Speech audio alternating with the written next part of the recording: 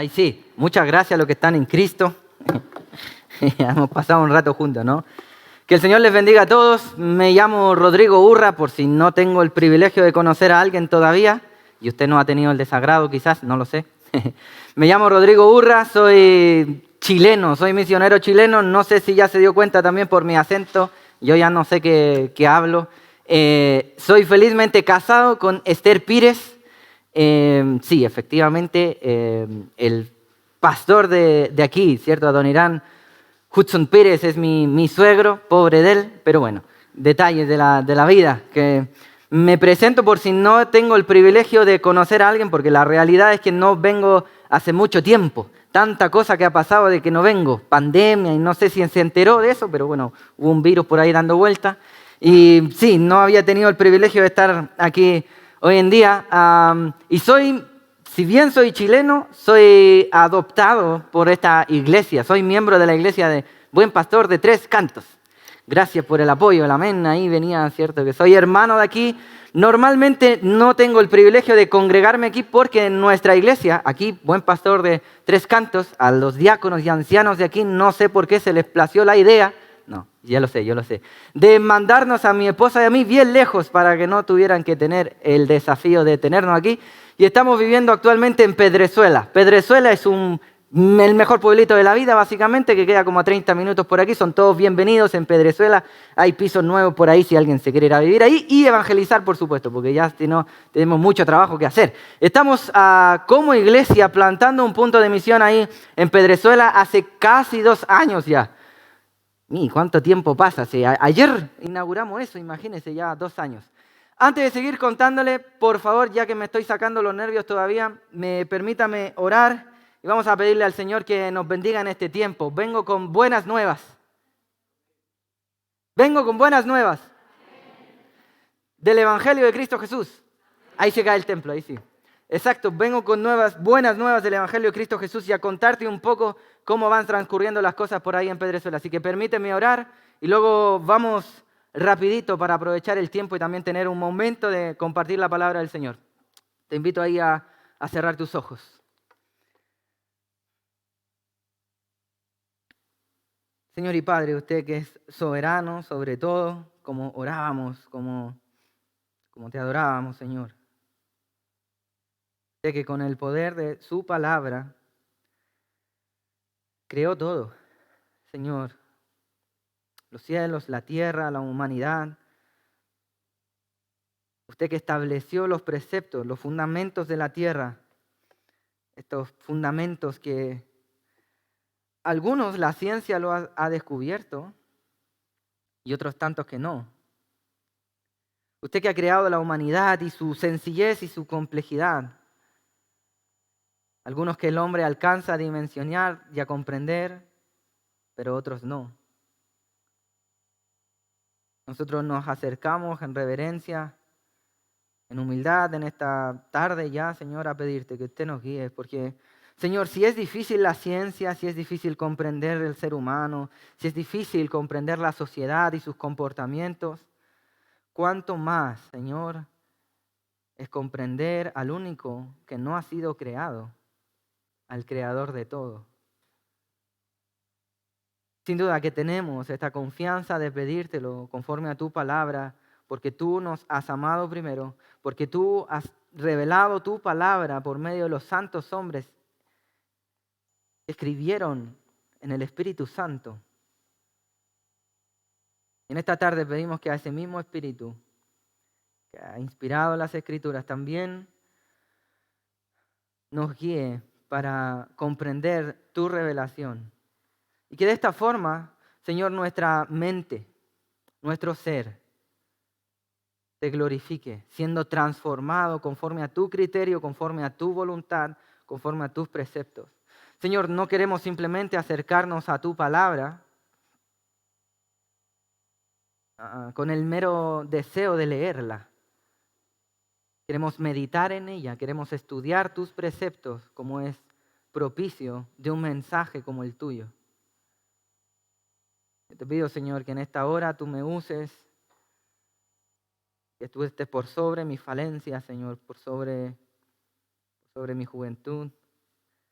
por sobre mis pecados, Señor, y que tú puedas hablar a tu pueblo, a mí primeramente, Señor, y que podamos compartir también y degustar la mesa espiritual, tu palabra, Señor. Permíteme transmitir también el gozo y el privilegio que estamos teniendo como iglesia de ser parte de tu obra, como algún romántico diría, de Hechos capítulo 29 en la actualidad, ahí en Pedrezuela. Te doy gracias por esta tu iglesia, tu pueblo. Guíenos, Señor, y sea glorificado y exaltado en esta tarde. Oramos en Cristo Jesús. Amén. Amén. Muy bien, hermanos, sí, ya me presenté, checklist para eso, ¿cierto? Y le comento que efectivamente ya, como le mencionaba, casi 2 años que la iglesia propiamente tal ha dado este paso, este siguiente paso, después de muchos años de evangelización, después de mucho, yo llamo, y la verdad me gusta mencionar esta frase, ¿no?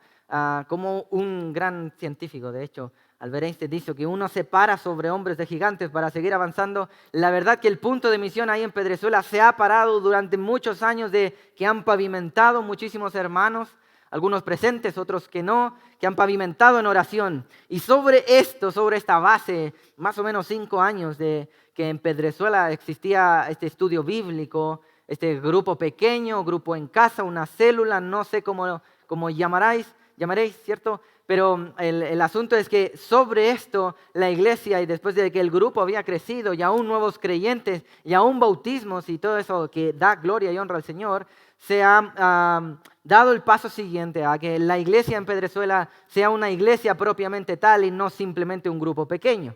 La verdad es que la comunidad de fe y la iglesia propiamente tal ya había crecido, nacido hace un par de años atrás. Sin embargo, de manera oficial, tanto para la sociedad, de cara al pueblo, Pedrezuela propiamente tal, hace casi 2 años, en octubre, se cumplen 2 años de que Pedrezuela es un punto de misión hecho y derecho, como se dice aquí, ¿cierto? Con todas sus letras. Y damos gloria al Señor que en este tiempo muchísimas cosas han pasado, muchísimas personas nuevas, algunos que conocen a la iglesia aquí en Tres Cantos, otros que todavía no tienen el privilegio. Hemos vivido pandemias y bueno, tantas cosas, pero damos gloria al Señor porque es su esposa, es su pueblo, es su iglesia y Él ha prometido preservar a su pueblo, preservar a su iglesia. ¿Te puede decir amén a eso? Tanta cosa que en la historia de la humanidad la iglesia ha resistido. Usted simplemente con leer Hechos en el primer siglo, los santos hombres que fueron azotados, fueron mártires, básicamente, ¿cierto? Como Esteban, desde el primero que nos menciona en Hechos hasta los días de hoy. Yo pensaba en esto, cerca de 40 cristianos de manera diaria mueren por su fe. Y decía, no, espérate, esto es mucho. Sí, es casi la realidad promedio de lo que realmente acontece. Entonces, es decir, esto sigue continuando. He traído un video porque la realidad es que la iglesia está viviendo un periodo nuevo, algo que es un desafío gigante para todos nosotros, sin embargo es de mucha bendición. Gloria a Dios por estos desafíos que afronta la iglesia, porque sin duda que son parte del crecimiento. Y el día de hoy voy a usar este tiempo para contarte un poquito cómo van las cosas en Pedrezuela, qué ha pasado en todo este tiempo, y luego la segunda parte para ir un poco más de lleno a la palabra del Señor. ¿Amén? ¿No estoy durmiendo a nadie todavía? Muy bien, gracias por el feedback. Esta cosa para mí es importante, ¿vale? Así que si tenemos ahí el video, muchachos, yo les agradezco. Un video que dura 55 minutos nada más, pero bueno, no, mentira. Ahí, ¿vale? Vamos a ver este video y ya seguimos comentando. Desde 2019, por obediencia a Dios, la Iglesia Evangélica Bautista El Buen Pastor de Tres Cantos envió a la familia misionera Urra Pires a continuar con el trabajo de la predicación del Evangelio, plantando una iglesia en un pueblo de la Sierra Norte de Madrid llamado Pedrezuela. En España hay 8.124 pueblos, de los cuales el 92% de ellos, es decir, 7.476, no tienen ninguna iglesia. Pedrezuela era uno de estos hasta el año 2019. Entre este pueblo y los aledaños suman juntos más de 30.000 personas sin ningún acceso cercano a una iglesia, sin ningún acceso cercano al testimonio de las buenas nuevas de Jesús. En España solo hay un 0,6% de la población alcanzada por el Evangelio, por lo que no hace falta dar más razones del por qué Dios ha movilizado a la Iglesia en Tres Cantos hacia los pueblos de la Sierra Madrileña. Pero el 2020 comenzó y al poco tiempo la pandemia cambió muchas circunstancias en el mundo. España fue uno de los países donde el COVID-19 causó más estragos. Todo se paralizó. No, yo creo que si me preguntan a mí o a cualquier hermano de los que estaba haciendo parte del proceso de plantación de la iglesia, si creemos estratégico plantar una iglesia en el año 2020, pues diríamos que en ningún caso. Si hubiésemos sabido probablemente el año que nos íbamos a enfrentar, nadie hubiese dicho esto de plantar la iglesia, pero bueno, no sabíamos eso al final del 2019 y que bueno, porque el que tenía que saberlo sí lo sabía, eso es el Señor. Y esto nos demuestra que no son planes humanos, en verdad es la iglesia del Señor, es su esposa y Él hace como quiere. Así que gloria al Señor por esto. Pese a todo, la obra del Señor no se detuvo, porque nunca dependió de humanos ni de circunstancias favorables o trágicas. La iglesia se adaptó a los desafíos y comenzó rápidamente a buscar nuevas formas de llevar el Evangelio a los no alcanzados y de continuar permaneciendo fieles junto a los miembros del cuerpo que ya se congregaban en el pueblo. Probablemente conozcas esta realidad que muchas iglesias afrontamos. La sorpresa que el Señor tenía para nosotros fue que junto con la vuelta de la llamada nueva normalidad y el poder congregarnos con las restricciones locales, el número de miembros creció. Creció al punto de que por gracia y gloria de Dios, quien es el que añade a su pueblo los que han de ser salvos, el espacio, tanto del salón principal como el de los niños, ya no era suficiente. No quedan sillas y si las hubiese, no hay dónde colocarlas. Hoy somos más de 30 personas en un espacio de 67 metros cuadrados. Esto contando 2 baños y una cocina, un pasillo grande que a su vez es la separación de las salas. Debido a las normas del COVID-19, se nos es imposible seguir creciendo en un lugar que hoy es un limitante espiritual.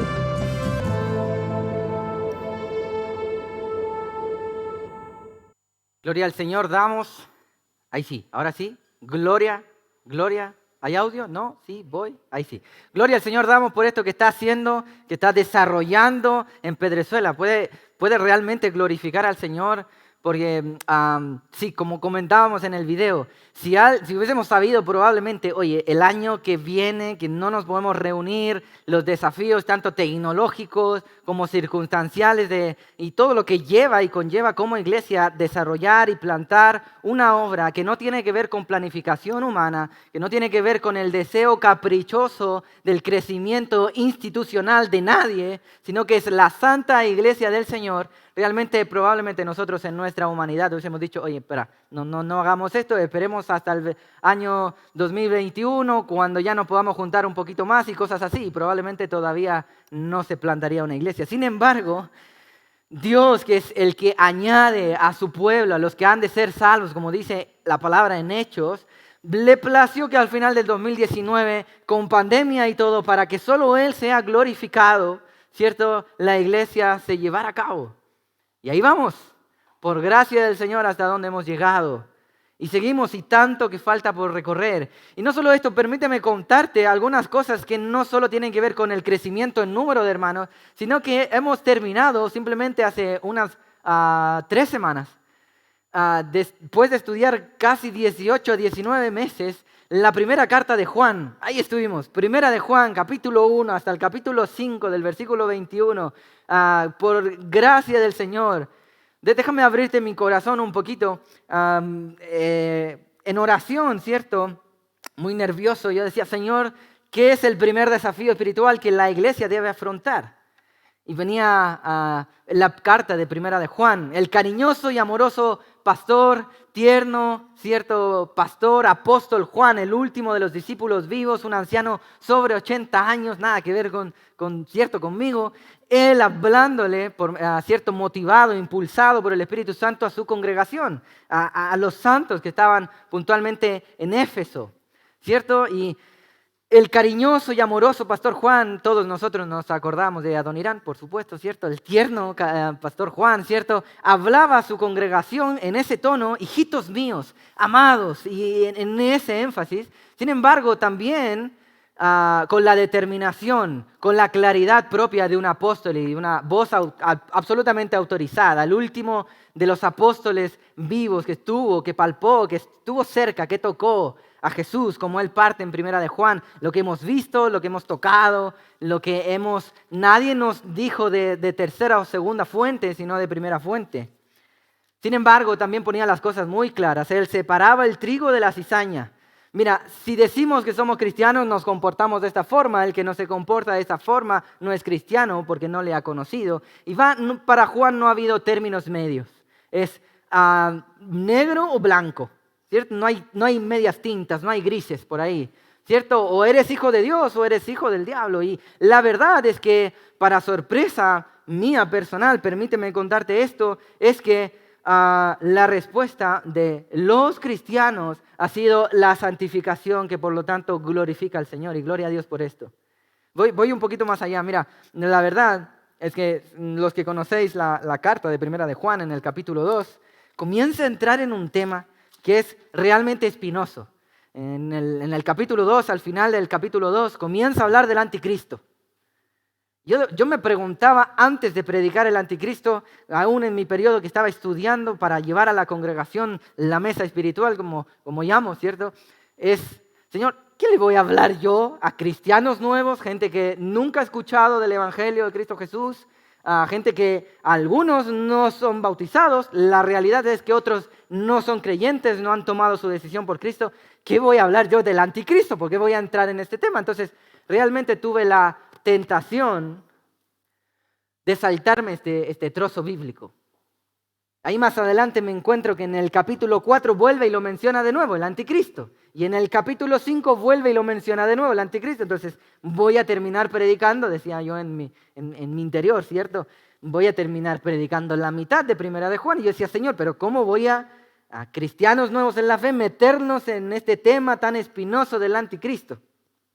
Para gracia y gloria del Señor, la realidad es que ha sido uno de los temas más provechosos cuando, muchas gracias hermano, le preguntaba a los hermanos, oye, ¿cuál ha sido el tema que más has aprovechado, que más beneficio te ha traído? Muchos mencionaban, mira, toda la parte que tiene que ver con el anticristo, porque separa a los verdaderos maestros de los falsos maestros. Y hemos comprendido que la importancia del mensaje no está en la persona, sino en el mensaje del Evangelio de Cristo Jesús. Por lo tanto, nuestros oídos espirituales han crecido en discernimiento de tal manera que ya no solo logramos diferenciar lo bueno de lo malo, sino lo bueno de lo casi bueno.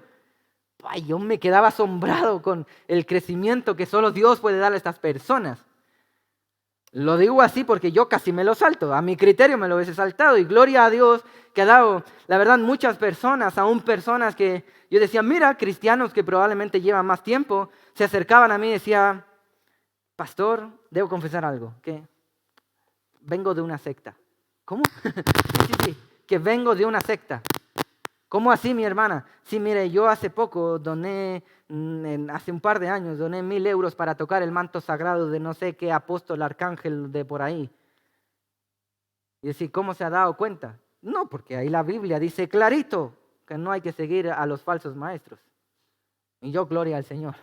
Realmente ha sido un gozo para mí, aún como siervo del Señor, ser simplemente testigo de lo que Dios va produciendo en las personas, de la santificación de los creyentes, de personas que llegan al conocimiento de Cristo Jesús.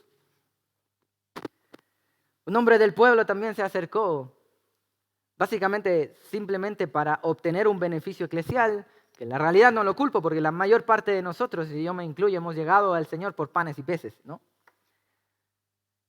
Sin embargo, después de 7 meses incansables de estudio que hemos tenido el privilegio de recibirle con mi esposa en casa, un día me dicen, mira, no sigas diciéndome más todavía. Necesito entregar mi vida a Jesucristo.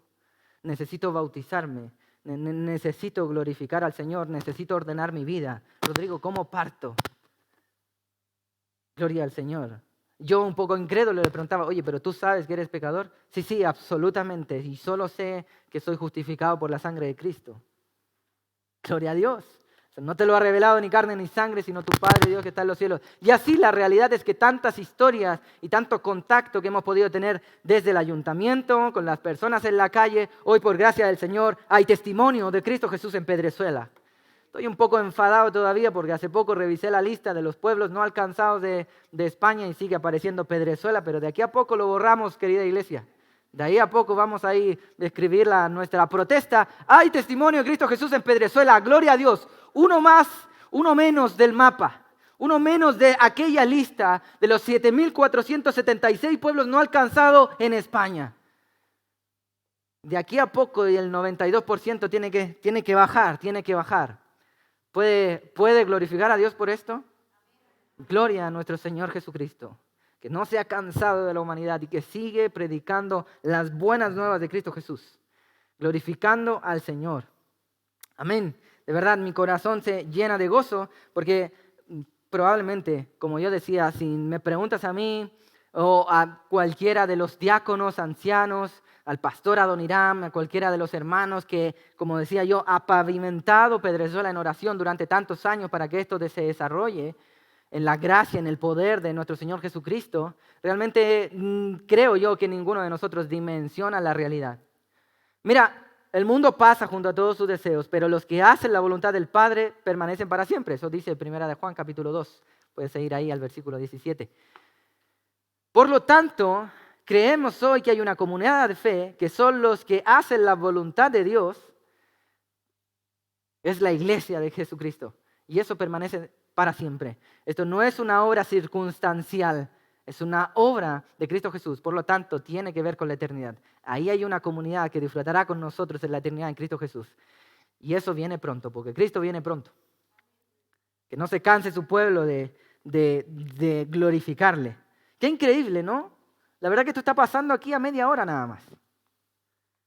Yo mencionábamos en el video que alrededor, Pedrezuela 6.000 habitantes, el Molar 16.000 habitantes, el Vellón otros 2.000 habitantes, y la verdad que hacíamos un cerco, por lo bajo hay 30.000, 40.000 personas que no tenían testimonio de Cristo Jesús, que no podían recibir las buenas nuevas del Evangelio, la palabra espiritual no adulterada para que mediante ella crecieran para salvación, como dice 1 de Pedro, capítulo 2, versículo 1 y 2, y hoy sí. Damos gracias y gloria al Señor por esto. Sin embargo, necesitamos seguir avanzando. No podemos vivir de glorias pasadas y es por eso que la iglesia tiene el gran desafío y es que hoy, como digo yo, el zapato nos ha quedado pequeño. Estamos en un espacio, como te mencionaba, sin contar niños, más de 30 hermanos que realmente tenemos que turnarnos para ir a la reunión. A veces no funciona, uno que otro llega igual porque quería llegar, no le vamos a cerrar la puerta, ¿cierto? La realidad es que en algún momento estaba algo asustado, decía, Señor, no cumplimos las normas del COVID, ¿qué vamos a hacer? La verdad que nuestra separación de la silla es más simbólica que separación, esa es la realidad, ¿cierto? Y un día estaba predicando yo, comenzando la introducción del sermón y llega un concejal. Oh, mi interior, Señor, Dios, ayuda, ¿qué hacemos? Y se sentó ahí, no dijo nada, tomó apuntes. Volvió la otra semana. Ya me acerqué a preguntar, oye, ¿todo bien? Sí, me parece muy interesante lo que dicen. La verdad que yo toco la alabanza en la iglesia que está al frente. Prefiero no entrar en detalles. Pero cada vez que no toco me vengo aquí porque está bueno el mensaje, ¿ah? 1 de Juan, mira, yo lo conocía, pero no tanto. Gloria a Dios. Oye, yo le dije, ¿y las cosas del COVID? No pasa nada, estamos en el pueblo. Gloria a Dios. Decía, gloria a Dios. Pero sin embargo, la realidad es que no queremos seguir abundando en eso. El Señor nos ha cuidado. La verdad es que no han habido de ese tipo de brotes en la iglesia. En el periodo de pandemia, la verdad es que estuvimos transmitiendo desde nuestra casa con mi esposa y glorificamos al Señor. Sin embargo, la realidad es que es un tanto incómodo seguir congregándonos en aquel lugar, tanto no solo por los adultos y el culto en general, el salón principal, sino también por los niños y las diferentes clases que tienen que irse formando. Y es por eso que como iglesia tenemos el desafío de ir por un templo, básicamente. Yo quería responder 2 preguntas, va a estar circulando por ahí en la red, lo hago rápidamente aquí con vosotros, y es que necesitamos pedir ayuda porque tenemos un desafío que es mayor a nuestra espalda. Alguien me podría decir, bueno, entonces no lo hagan, esperen el tiempo. Hermano, Cristo viene pronto, no hay tiempo que perder. Punto número 1. Punto número 2, la realidad es que nos atrevemos a pedir ayuda a otros de partida en nuestra iglesia madre, y eso es lo que me han enviado el día de hoy también, como usted podrá ver, ¿cierto? Y a otros hermanos en la fe, porque la tarea no es solo nuestra. Lógicamente parte desde la congregación y los hermanos que se congregan en Pedrezuela y que viven en Pedrezuela. Sin embargo, la gran comisión nos pertenece a todos, a la iglesia que está esparcida en la diáspora. Y bajo ese contexto firmemente creemos que no es mucho. Necesitamos realmente juntar 30.000 euros. Voy y se la lanzo ahí de primera. Le comentaba a mi esposa que estaba muy nervioso, no porque sea la primera vez que voy a predicar, sino porque nunca he hecho esto. Personalmente he participado en 4 procesos de plantación de iglesia y siempre el tema económico por ahí es algún desafío. Sin embargo, personalmente nunca había tenido que liderar quizás una campaña o llevar adelante presupuestos y todo este tipo de cosas. Menos pararme detrás del púlpito para hablar de dinero a los hermanos. Créame, puede hacerlo, ¿no? Que los que me conocerán más cerca, que es algo absolutamente incómodo. Me preguntaba, Señor, ¿por qué me mandas a hacer esto? Pero quiero ir introduciendo la realidad del texto del día de hoy que el Señor me daba. Porque 30.000 euros, mira, el Señor problema económico no tiene. De verdad, de partida vamos a decir con eso. El problema económico no tiene. Entonces es más un problema de nuestra mente, de nuestro corazón, que los 30.000 euros. Si tú quieres saber más de los 30.000 euros, porque lo voy a mencionar varias veces, vamos a dar un enlace donde hay unos documentos que usted puede saber el porqué y cada detalle de los montos. La verdad es que nos atrevemos a pedir ayuda a otros porque entendemos que es un desafío de la iglesia, no solo del punto local, de la expresión local en Pedrezuela, sino de la iglesia en general, esparcida en el mundo. ¿Y por qué un templo? Alguien me diría, si en Hechos 2:47 dice que Dios no habita en templos humanos, hechos por hombres. Efectivamente, pero en Hebreos 3:6 también dice que Dios habita en la comunidad de sus santos. Y en el contexto local, para poder reunirnos, tenemos que tener un espacio que debe cumplir ciertas normativas para respetar al César en lo que hay que respetar al César. He mencionado un par de versículos. También creemos, como dice en Filipenses, que Él proveerá para los santos en todas las necesidades para seguir glorificando el nombre del Señor. Por lo tanto, vamos adelante con lo que para nosotros localmente nos parece una locura de 30.000 euros. Sin embargo, que para el Señor es simplemente un trato espiritual. Queremos congregarnos para respetarnos los unos a los otros, para amonestarnos los unos a los otros, para soportar las cargas los unos a los otros, para amarnos los unos a los otros, para glorificar al Señor. Y entendemos que Dios quiere santificar a su pueblo por medio de las relaciones humanas. Y como el hierro con el hierro se agudizan, así el hombre con el hombre se agudizan. Conoce ese pasaje ahí en Proverbios, ¿no? Y tantos otros pasajes que el Señor tiene en la palabra del Señor. Creemos que el Señor no quiere que nos privemos de congregarnos. Ahora, hermano, como ya te darás cuenta, te estoy hablando todo en términos espirituales. Nada de comodidad humana. No estamos hablando de sillas, ni de aire acondicionado, ni un templo para hacer comida simplemente. No, mi hermano, aunque no es pecado hacerlo. Términos espirituales, crecimiento espiritual. Y el crecimiento espiritual se mide en 2 grandes facetas. Santidad y propagación del Evangelio. Necesitamos seguir reuniéndonos para seguir santificando nuestras vidas y glorificar al Señor. Y necesitamos seguir invitando personas al conocimiento de Cristo Jesús. Esa es la verdadera respuesta. Permíteme ir a la palabra del Señor. Voy a usar un texto que es más o menos peliagudo. Yo no sé por qué el Señor me manda a hablar de este tipo de cosas. De hecho, es como de los libros en la Biblia. Compartía hace un tiempo atrás con los jóvenes. Es el libro de Apocalipsis. Da como miedo decirlo, parece, ¿no? Apocalipsis. Apocalipsis, hermano. ¿Me acompaña ahí, por favor, a Apocalipsis? Este libro que muchas personas, por alguna razón, la verdad que no lo entiendo muy bien, tienen miedo de afrontar. Sí es un libro peliagudo, difícil, con un desafío interpretativo mayor. Permíteme ir a Apocalipsis, al capítulo 2. Para comentarte rápidamente, voy a ir un poquito rápido, el gran desafío que significa tanto para el punto local ahí en Pedrezuela como para nosotros como iglesia madre, que tenemos la gran responsabilidad también de guiar a los hijos, de cuidar a los hijos. Veía a mi esposa cómo cuida a su hijo, pendiente, donde los ojos esté mirando, preocupada de la alimentación espiritual como física, encargada de la provisión, etcétera, etcétera, que esta iglesia, por supuesto, y glorificamos al Señor, está haciendo. Apocalipsis capítulo 2, permíteme ir a este texto tan conocido. Dice, vamos a leer y centrarnos del 1 al 5, voy a ir paso a paso y muy rápidamente. Dice, escribe al ángel de la iglesia en Éfeso, el que tiene las 7 estrellas en su diestra, el que anda en medio de los 7 candeleros de oro, dice esto. Déjame detenerme ahí. Vamos a ir paso por paso. Alguien dice que va a durar 4 horas. Prometo tardarme 3 horas y media nada más. No, pero necesitamos para entender muy bien, porque la verdad es que el libro de Apocalipsis tiene un desafío mayor en cuanto a lo interpretativo, porque es un libro muy rico en metáforas, entre otras cosas.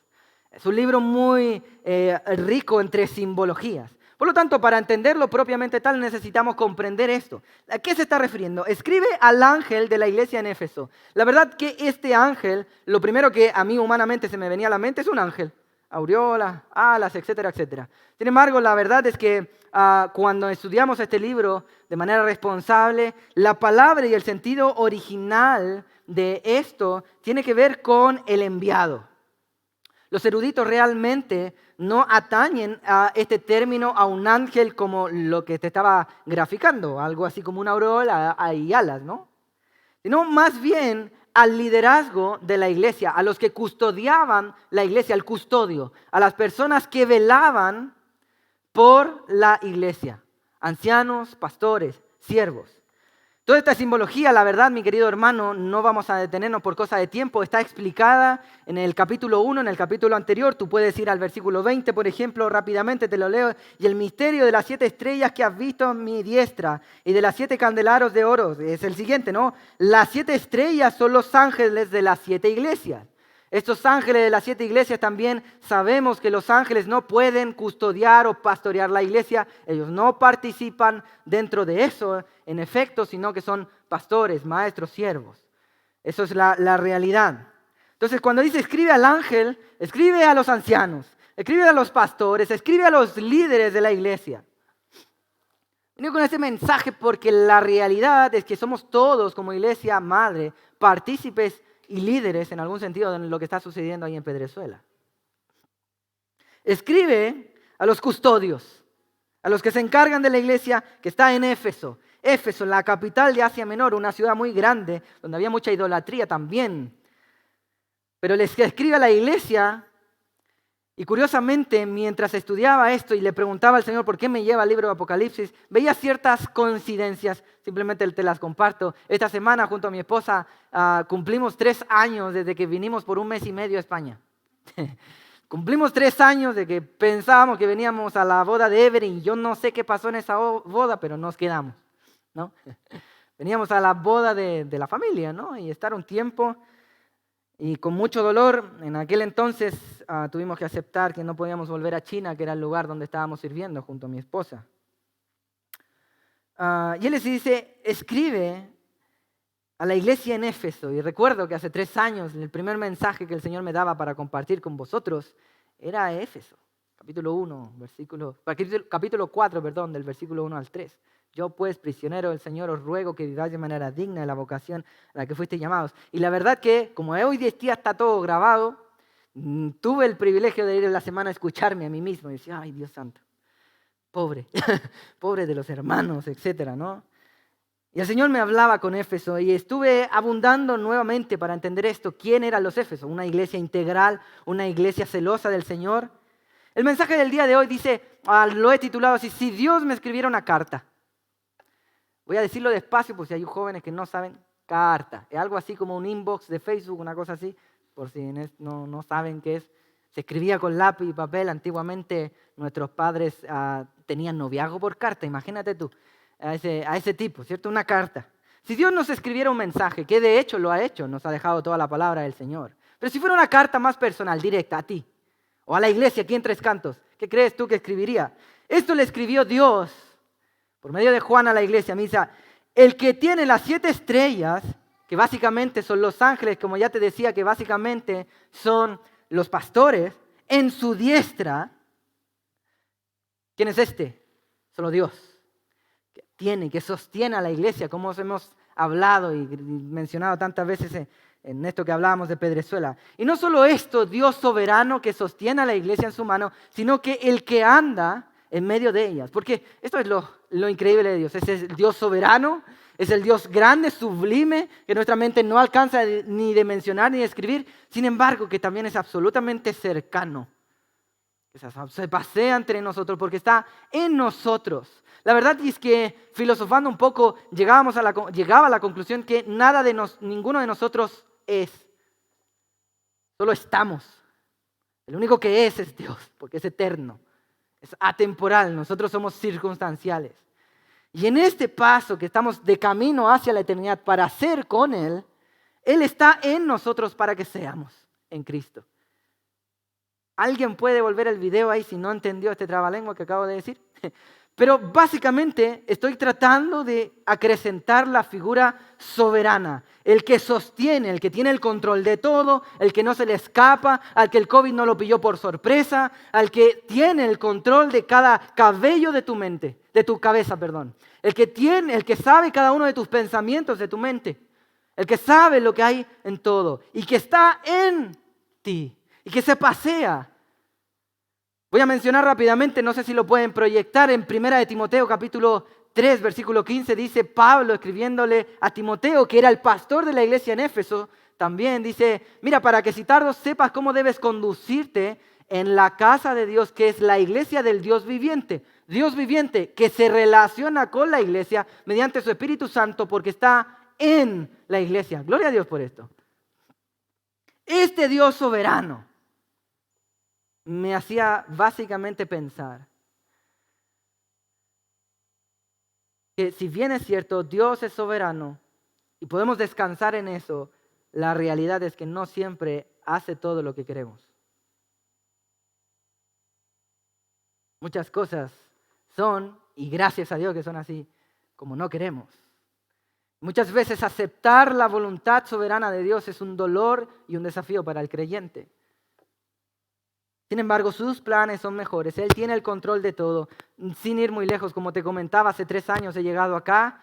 Llegué con mucho dolor después de salir de China, básicamente por la persecución y no haber podido despedirme de mis hermanos, no haber podido darles el último abrazo y estar absolutamente desorientado en un país en el que efectivamente no deseaba estar, nada personal, sino que mi corazón y mi mente seguían en China. Con mucho dolor tuve que aceptar y comenzar a desarrollar la vida nuevamente y decir, bueno, Señor, si somos siervos del Señor, servimos en todos lados, pero no quiero servir acá. Pero Dios es soberano. Y tantas cosas buenas me han pasado en España. Disfrutar mis primeros años de matrimonio junto a la familia de mi esposa. ¡Qué bueno! No sé si para ellos, pero para mí ha sido bueno. La verdad, mi primer hijo. Y la segunda también, gloria a Dios. La plantación de la iglesia y todo esto que te acabo de mencionar que está pasando. Qué malo hubiese sido por mi terqueza y mi propia voluntad perderme aquello. Ay, qué bueno que se hizo la voluntad de Dios y no la mía, aunque me ha costado. Hermano, ¿cómo estás viviendo la soberanía del Señor? Y esto es muy puntual y porque tiene que ver con algo que vamos a hablar más adelante. Este Dios soberano le escribe a la iglesia que está puntualmente en Éfeso diciendo lo siguiente. Mira, dice esto, 2 puntos. Yo conozco tus obras, tu arduo trabajo y paciencia, y que no puedes soportar a los malos, y has probado a los que dicen ser apóstoles y no lo son, y los has hallado mentirosos, y has sufrido, y has tenido paciencia, y has trabajado arduamente por amor a mi nombre, y no has desmayado. ¡Qué buena carta! Piensa tú, si Dios te escribiera una carta a la iglesia, el buen pastor de 3 Cantos, ¿será que pudiera decir esto? La verdad que yo sé que muchos de vosotros conocéis que hay un pero en el versículo siguiente, pero detente ahí antes, no pienses en el pero aún. Mira esta iglesia, mira lo que dice. Yo conozco tus obras. Eran cristianos que lo primero que le dice, conozco tus obras, arduo trabajo y paciencia, que se traduce la resistencia. No es la capacidad de que no sientan el sufrimiento, sino que pese al sufrimiento tienen su cabeza puesta en la obra del Señor. Tienen puesta su cabeza en lo eterno, no en lo banal. Él no les está hablando de su trabajo personal porque le está hablando a los santos de la iglesia, Les está hablando a las obras espirituales, al Evangelio. Este grupo de cristianos había entendido que ser cristiano no es simplemente venir a la iglesia a recibir como parásitos espirituales. No era que tenían que cumplir con una normativa de reuniones simplemente. Esta iglesia había sido persuadida por el Evangelio y había entendido que el Evangelio de Cristo Jesús era también una invitación a la gran comisión, a desarrollar y esparcir el reino del Señor aquí en la tierra. Estos cristianos habían dicho: yo soy cristiano, yo soy portador de las buenas nuevas de Jesucristo, soy portador del mensaje más poderoso que tiene la capacidad de trastornar un pueblo entero, una sociedad entera, un país entero. Yo voy y doy por gracia lo que por gracia he recibido, las buenas nuevas del Evangelio. Estos cristianos habían comprendido lo que significa ser cristianos. Estos cristianos actuaban íntegramente. ¿Será que Dios puede decir eso de nosotros? Por favor, te hago la pregunta que he tenido que hacer todo este tiempo. De manera personal, ¿será que Dios puede escribirme una carta? Si Dios escribiera una carta a ti como iglesia, a nosotros como iglesia local, expresión local, ¿será que nos podría decir: mira, yo conozco tu obra, yo sé quiénes sois vosotros, conozco vuestra fe, como diría Santiago, por tus obras, por tu arduo trabajo, tu paciencia, tu capacidad de resistir pese a que hablen mal, tu capacidad de resistir pese a las críticas, tu capacidad de aguantar frente a las dificultades, que si el COVID, que si la muerte, que si falta de siervos, que si bla, bla, bla. Yo los conozco, yo sé quiénes sois vosotros. La verdad que el acceso al cielo no tiene que ver con que si alguien cree en su mente conocer a Dios, sino si Dios nos conoce a nosotros. Esto es tan importante porque no simplemente son activistas, sino que Dios los conoce. No son como aquellos, diferenciémoslo por favor, de aquellos que el Señor les dijo: Señor, pero si en tu nombre evangelizamos y profetizamos. Y Él les dijo: apártense de mí, no sé quiénes son. Estos sí los conoce la iglesia de Éfeso. Dios conoce su fe mediante sus obras. Gloria a Dios. ¡Qué tremenda carta! Era una iglesia ejemplar. Sabemos de Éfeso que eran una iglesia íntegra. El Señor dice: también sé que no puedes soportar a los malos y has probado a los que dicen ser apóstoles y no lo son y los has hallado mentirosos. Esta gente no solo tenía buenas obras, sino tenía una intimidad íntima con Dios. Mira, te lo pongo así: ¿puedes tú conocer todas las artimañas de Satanás? Todas las falsas religiones, todas las mentiras que él constantemente anda creando, porque es el padre de mentira, de él provienen eso. Todas las herejías, todas las falsas pastores y denominaciones, ¿lo puedes identificar todos? No, son muchas. Entonces, ¿cómo puedes conocer a los malos, a los que dicen ser apóstoles y no lo son? ¿Cómo podemos hallar los mentirosos? Conociendo al verdadero, intimando con Él. Esta gente tenía un discernimiento espiritual tan elevado, como diría el queridísimo pastor Juan, ellos habían intimado a tal nivel con el Señor que lograban diferenciar no lo bueno simplemente de lo malo, sino lo bueno de lo casi bueno. Mira, Satanás no viene a la iglesia con un smoking, 2 cachos, una cola roja y un tenedor gigante. No. Es el padre de mentira. Puede venir como misionero chileno, ojo. Mira, no me da miedo exponerme. Las personas no son ingenuas. Te invito a no hacerlo. Examina, porque un verdadero siervo del Señor no tiene problema. Te doy un dato. Si quieres examinarme, me expongo. Falta vas a encontrar. Te invito a amarme. Falta vas a encontrar. Pero es por esto que los cristianos no nos predicamos a nosotros mismos, sino el Evangelio de Cristo Jesús, donde no hay falta. Si encuentras una, por favor, dímela, que creo que estás equivocado, punto número 1. Y si no estás equivocado, te desafío a que me digas que estoy perdiendo el tiempo, porque creo que lo estamos invirtiendo de manera eterna. No hay fallas en la lógica de Cristo Jesús. Te invito a conocerlo de cerca y verás quiénes son los falsos y quiénes son los verdaderos. Esta iglesia tenía ese nivel de intimidad con Dios. Lo conocían de cerquita de tal manera que podían decir, no, este es mentiroso, este es verdadero. El anticristo no se posó en algún sentido en esta iglesia. Ellos rechazaron las enseñanzas de los nicolaitas, como dice más adelante, y a Dios le agradaba esto. Y también les dice, mira, también sé que has sufrido a causa del evangelio. ¡Qué gran sello esto! Tú vas al Sermón del Monte, por ejemplo, y dice, todo el que quiera vivir piadosamente sufrirá persecución, el señalamiento. Esta gente había sufrido a causa del evangelio y había tenido paciencia y había trabajado arduamente por amor del nombre del Señor y no habían desmayado. Esto no fue 5 minutos, esto no fue lo que dura el culto, esto era de manera constante. Eso eran los efesios. ¿Será que Dios puede escribir una carta como esta para nosotros? ¡Qué privilegio si me escribiera una carta así! Realmente es un gran desafío. Sin embargo, hay un pero en el versículo 4 que yo sé que vosotros conocéis. Perdón. Y hay un pero. Y cuando hay un pero, ¿cómo dirían los españoles? Abróchense los cinturones. Agárrense ahí porque hay un pero de Dios. Pero, tengo contra ti que has dejado tu primer amor. ¿Qué es el primer amor? Muchos lo han definido, mira, cuando recién nos convertimos y estamos tan apasionados por el Señor. Y vamos a hilar un poquito más profundo. No quiero decirte que no, pero no quiero decirte que sí.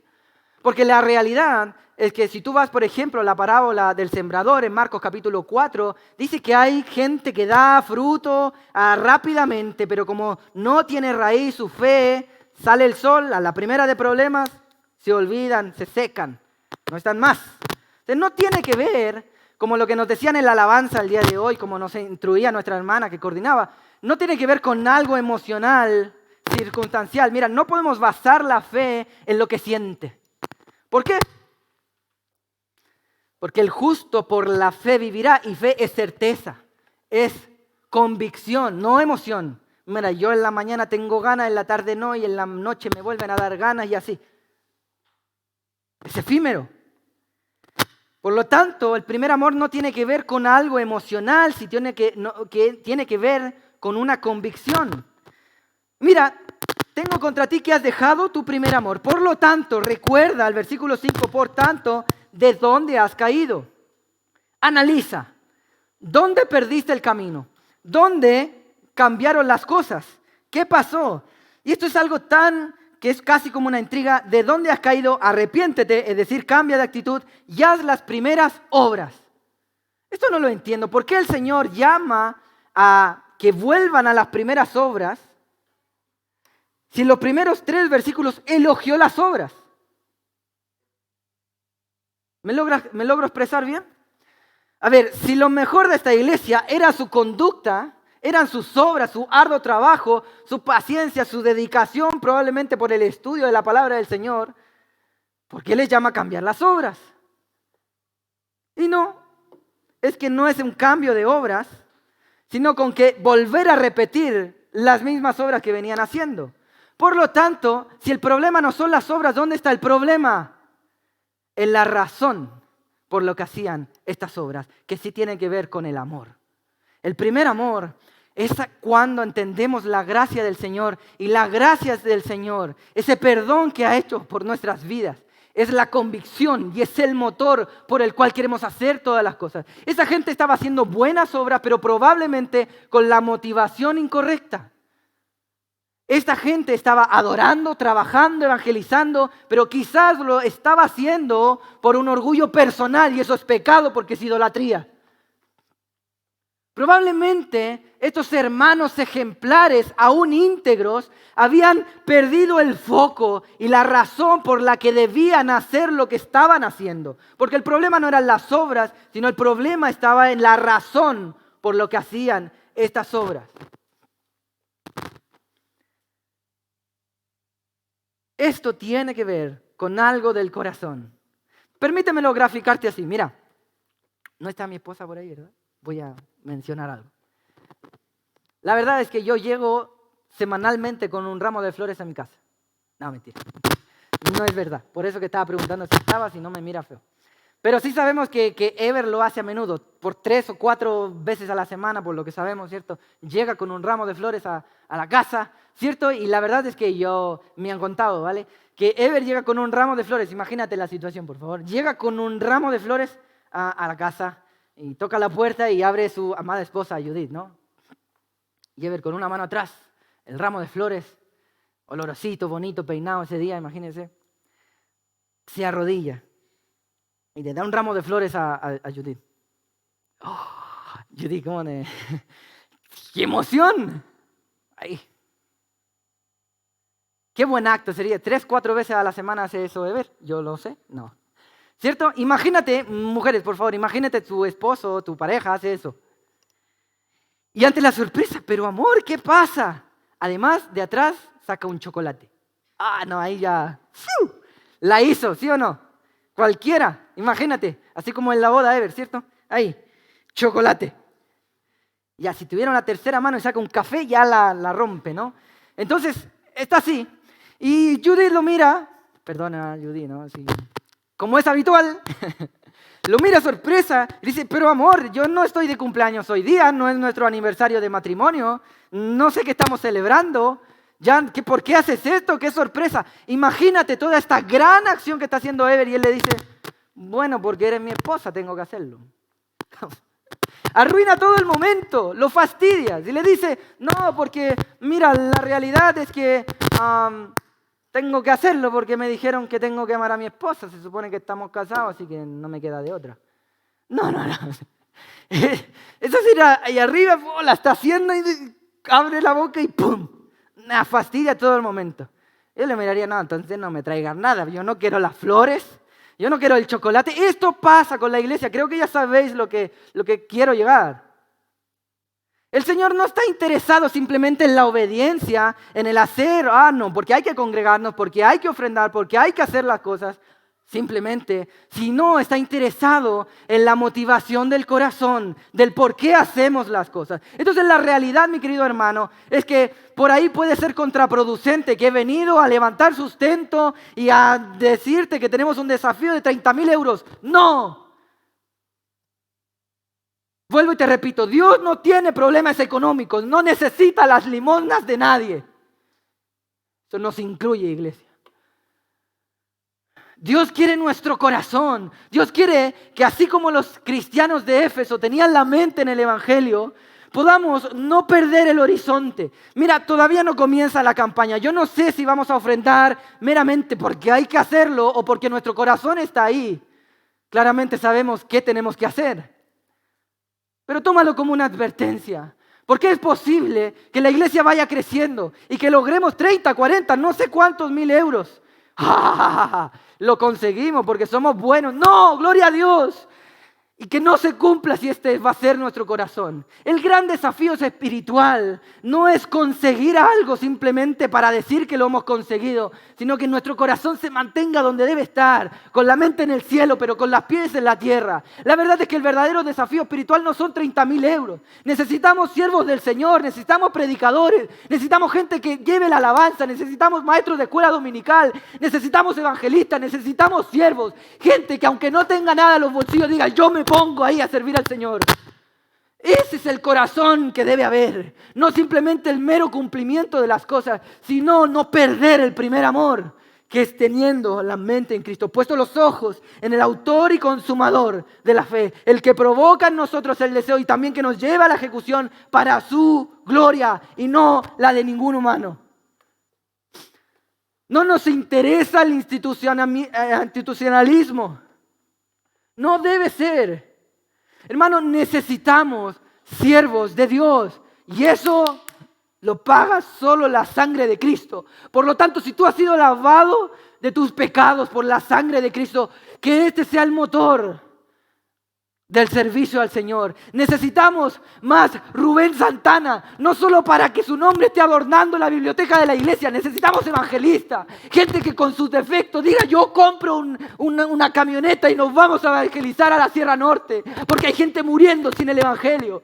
Necesitamos más Salvador Martínez, que aún con dolores, en su momento de muerte, se atreva a predicar el evangelio. Hombres con defectos, hombres con pecados, pero que se dispusieron a servir al Señor y han glorificado y han servido de ejemplo para nosotros. Esta iglesia se ha parado sobre los cimientos de la iglesia de Cristo Jesús.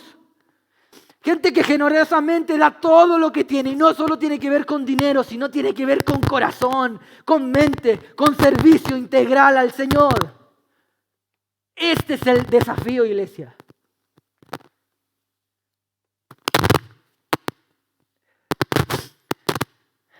Realmente, si solo juntamos 30.000 euros, estamos en pecado. Porque esta iglesia sigue creciendo, siguen habiendo necesidades. Estamos contentos con nuestro pastor Adoniram, pero necesitamos más pastores, porque hay más hermanos que atender, hay más gente que predicar. Tenemos que seguir alimentándonos espiritualmente, y en Pedrezuela de aquí a poco pasa lo mismo, por gracia y gloria de Dios. ¿Dónde están los siervos? Este es el desafío, el corazón correcto. Necesitamos jóvenes que digan: mira, tengo redes sociales, los pongo al servicio del Señor. Necesitamos gente con talentos que diga: mira, yo sé hacer esto. Cuando llegué, la primera cosa que averiguaba es: mira cómo se llegaron a tener este templo. Es un milagro tras otro. Un milagro tras otro. Aún hasta un avión se cayó.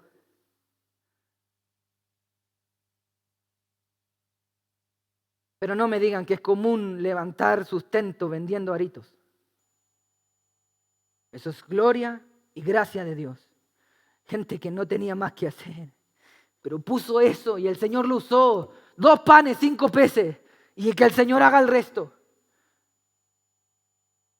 ¿Cuánto tienes por semana? 1 o 2 minutos, bueno, pónelo. 1 hora que puedas dedicar al servicio eclesial, pónelo. Y que el Señor se encargue de esparcirlo a donde haya que esparcirlo. El problema de esta iglesia no eran sus obras, sino su corazón. Este es el verdadero desafío para la iglesia. Yo no estoy diciendo que lo perdimos. Si crees que lo has perdido, por favor, siente este mensaje personal. Está en Apocalipsis, el apóstol Juan. Si tienes problema con mis formas, podemos conversarlo. Eso siempre es cuestionable, pero el mensaje no estamos por borrarlo de la Biblia. Hermanos, el verdadero desafío quizás se traduce en 30.000 euros, pero tiene que ver con el corazón de la iglesia.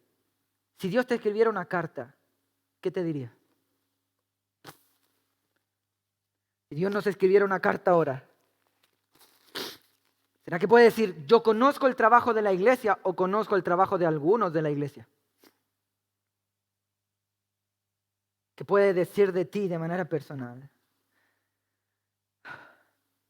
Permíteme orar.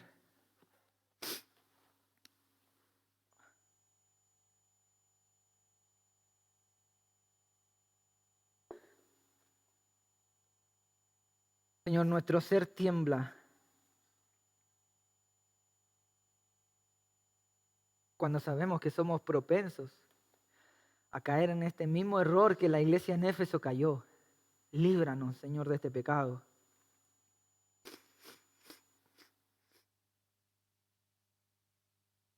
Señor, aterriza en nuestro corazón. Manténganos los pies en el suelo y la mente en lo eterno, Señor. Padre, que ninguna ejecución, ninguna acción que desarrolle tu iglesia sea para vanagloria, y todo es vano si no se direcciona genuinamente a ti. Señor, tú eres el único que escudriña y conoce los corazones. Como diría el salmista, Señor, tantas veces: examina mi corazón, oh Dios, y ve tú si hay en él camino de perversidad, y límpialo. En pecado hemos sido concebidos, Señor. Síganos trabajando. Y permítanos usar este mensaje, tu mensaje, a nuestro corazón como advertencia para que no se envanezca. Porque como dice más adelante, si no, tú te apartarás de nosotros y no queremos eso, Señor. Permítanos mantenernos cerca, íntimos. Permítanos, Señor, que tú seas el motor, el impulso, no solo de esta campaña circunstancial, un gran desafío de 30,000 euros para cambiarnos y seguir glorificándote, sino de cada una de las cosas que hacemos en tu iglesia y de manera personal. Señor, que así como esta iglesia podamos comprender y entender que si somos panaderos tiene un gran propósito que no es solo hacer pan, sino es glorificar tu nombre, siendo santos y propagando tu evangelio. Señor, que si somos mecánicos, seamos para glorificar tu nombre, que si somos informáticos, que si somos lo que sea, Señor, sea para santidad y para propagación de tu evangelio, que es esto lo que glorifica tu nombre. Padre, que tú uses los dones de la iglesia. Nos necesitamos mutuamente para la obra del evangelio. Lidérenos, Señor. Encárguese de nosotros como siempre lo has hecho. Permítanos no apartarnos de ti. Los pies en el suelo y la mente en el cielo, Señor. Oramos en el poderoso nombre de Cristo Jesús. Amén. Hermanos, Cristo viene pronto, que su iglesia lo espere con ánimo. Que el Señor les bendiga. Muchas gracias.